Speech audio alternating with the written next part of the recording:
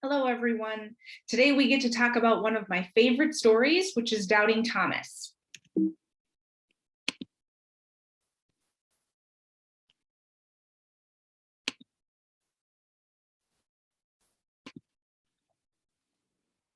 The disciples were hiding in a house the night that Jesus rose from the dead.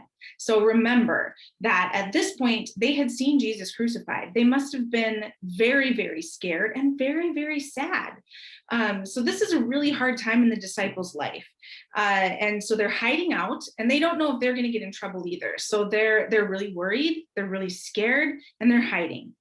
They were afraid and they locked all the doors in the house that they were hiding in.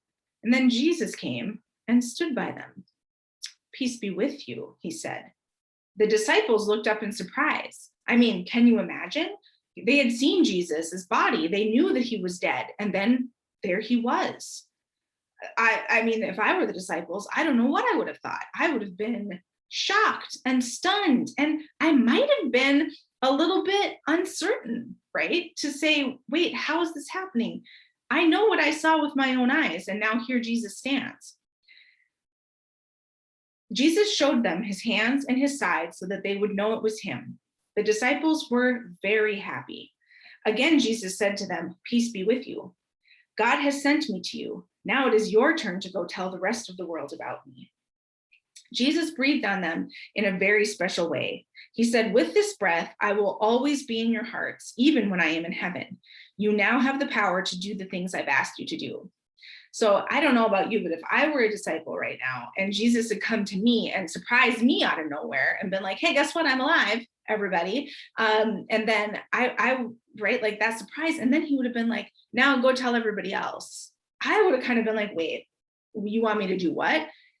I can see you and I know that you're here, but you want me to go tell other people? Everybody thinks that you're dead.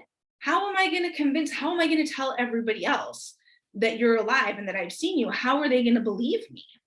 Right? And so when Jesus breathes on them and says, "I will be in your heart and you now have the power to do the things I've asked you to do," that would have made me feel a lot better as a disciple. I would have been like, okay.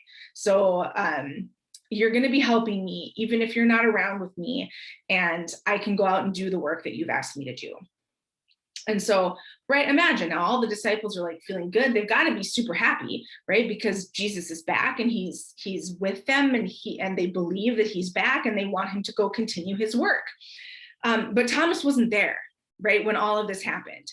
And so Thomas was the only disciple not there that night. And when he got back, the others excitedly told him about Jesus's visit. And Thomas, kind of like me, was like, I don't believe you. So here's all of his friends saying, "Hey, this crazy thing happened."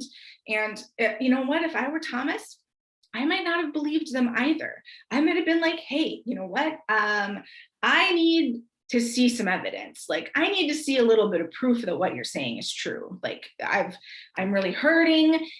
This was really hard." And maybe he was even like, "It feels kind of mean that you're telling me this thing that I know that I know isn't possible." And so Thomas does say, "I don't believe you." And he says, "I'll believe it when I can touch Jesus's wounds." And so for Thomas, like he needs more than hearing it. He needs to be able to see Jesus, to touch Jesus, to know that Jesus is truly back. So a week later, Thomas and the other disciples were in the same house. Jesus came again and stood with them. "Peace be with you," he said to them. "Thomas," Jesus commanded, "come here, give me your hands. Put your finger on the wounds in my hand. Put your hand by the wound in my side. Do not doubt anymore.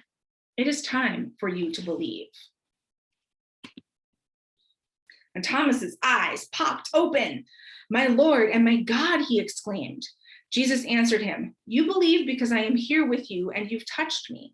Think of those who have not seen me, but believe in me anyway. You should believe even when you cannot see it for yourself." And so one of the reasons that I really like this story is because I think that for today, in our current time, that this story has got two really, really important meanings, right? The first meaning is, of course, what Jesus says to Thomas. And he says, "You know what?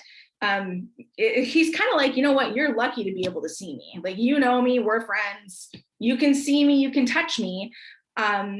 And so you can believe what I say, but think about all the people out there who never get that chance, right? Jesus is probably thinking, wow, there's no way I can go all the way around the world all the time, shaking everybody's hands and letting them poke at me to see that I'm real.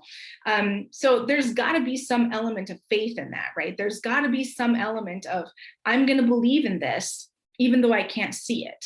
And one of the things that's important to note about this is that we belong to a wonderful faith community where people who we love and who care about us can tell us these stories and can share their experiences. And we can trust and believe that those people are good and kind and love us and want what's best for us. And so we can believe in those things, and we can take that on faith, and we can believe in Jesus because we've probably seen and felt Jesus in our own lives. And so sometimes it's good and it's important, and we have to take it. We have to believe, right? We have to take things on faith, even if we can't see them. You know how sometimes you believe that your parents love you, or that your brothers and sisters love you, even though maybe sometimes they don't always show it, but you know that it's true, right? So that's one of the things that Jesus is saying, is that we have to believe.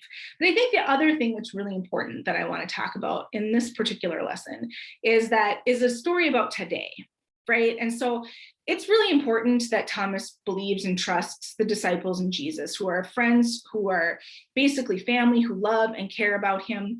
But today, we get information from all kinds of different places, right? We get information, we hear stuff at school, we hear stuff on the playground, we get stuff on television, we have all the media on our iPads, on the internet, right?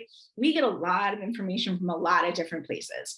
And I actually think Thomas is kind of awesome and a little bit of a hero in this when we make this story about what do we need to do for today, because I do think that it's really important to ask questions, right?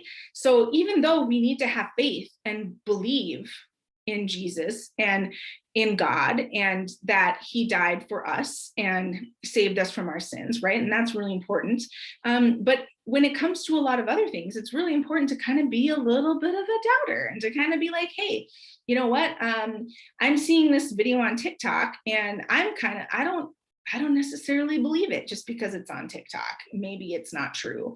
Or just because somebody else tells me something that they saw on the internet, that, you know, if you don't have to believe those things either. It's good to ask questions, and it's good to say, hey, you know what, that sounds super cool, but I'd kind of like to do a little more digging into it on my own. I'd like to find out a little bit more for myself. And so that's one of the reasons, those are the reasons I really like this story, because I think there's a really, really important story about faith. But I also think that Thomas is kind of cool, and he's, you know, if he were living today, I think he would be asking good questions.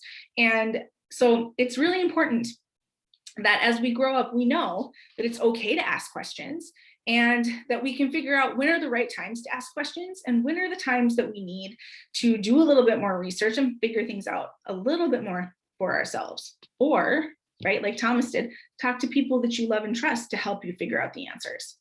All right. And so that is the end of our lesson for today. I hope everyone has a wonderful Sunday.